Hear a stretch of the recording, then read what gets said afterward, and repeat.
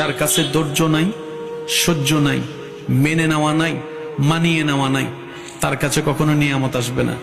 এই ক্ষেত্রে আমাদের অনেকের মনের একটা চাপা প্রশ্ন থাকে, জানতে চাওয়া যে ধৈর্য তো অনেক ধরেছি, আর কত ধৈর্য ধরব, সহ্য তো অনেক করেছি, আর কত সহ্য করব। হাজার দিকে উত্তর না গিয়ে একটা উত্তর দেওয়ার চেষ্টা করি, মাথায় এবং মনে বসিয়ে রাখবেন যদি ভালো লাগে। ধৈর্য ততক্ষণ ধরব যতক্ষণ আমাদের রব খুশি না হয়। সুবহানাল্লাহ।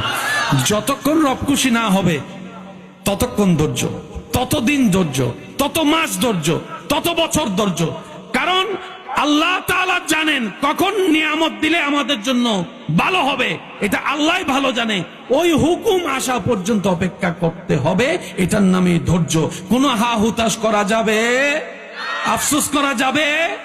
আল্লাহ দিল আলহামদুলিল্লাহ, না দিল আলহামদুলিল্লাহ।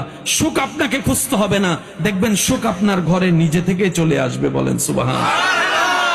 এই জীবনে যতদিন বাঁচবেন এই কথা মনে রাখবেন, কটু কথা শুনতে হবে, বদনাম শুনতে হবে, দুশমন বেড়ে যাবে, আপনা মানুষ পর হয়ে যাবে। এই পৃথিবীতে একটা কমন বিষয় হচ্ছে যে আপন মানুষ কি হয়ে যায়? জোরে বলেন, আপন মানুষ কি হয়ে যায়? এটার কারণ কি জানেন? এটার কারণ হচ্ছে আমরা যখন দুনিয়ার সাথে অন্তরকে বেশি জোড়া লাগাই দিই, তখন আল্লাহ পাক আমাদেরকে একটা এক্সাম্পল দেখায়, বান্দা ব্রেক লাগা,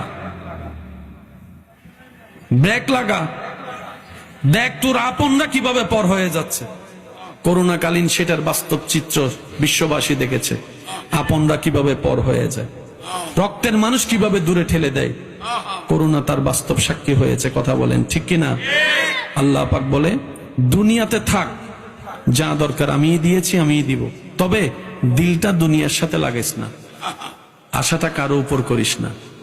দিলটা আমার নবী মুস্তাফার প্রেমকে সাজিয়ে দিয়ে, প্রেম দিয়ে সাজিয়ে দিয়ে নিজের অন্তরকে, আমি রবের তাওয়াক্কুল দিয়ে অন্তরকে সাজা, আমি রবের দিকে দিলটা দিয়ে দে।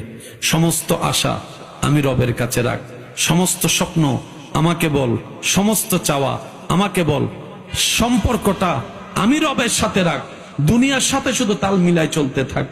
তুই বান্দার জীবনে যখন যেভাবে যা দরকার আমি আল্লাহ সেই নিয়ামত দিয়ে ভরপুর করে দিব। সুবহানাল্লাহ। সেজন্য আমাদের জীবনের দুঃখ কষ্ট আমাদেরকে ভেঙে দেয়, কিন্তু আল্লাহ ওয়ালা যারা, তাদেরকে দুঃখ কষ্ট আরো মজবুত করে দেয়। সুবহানাল্লাহ।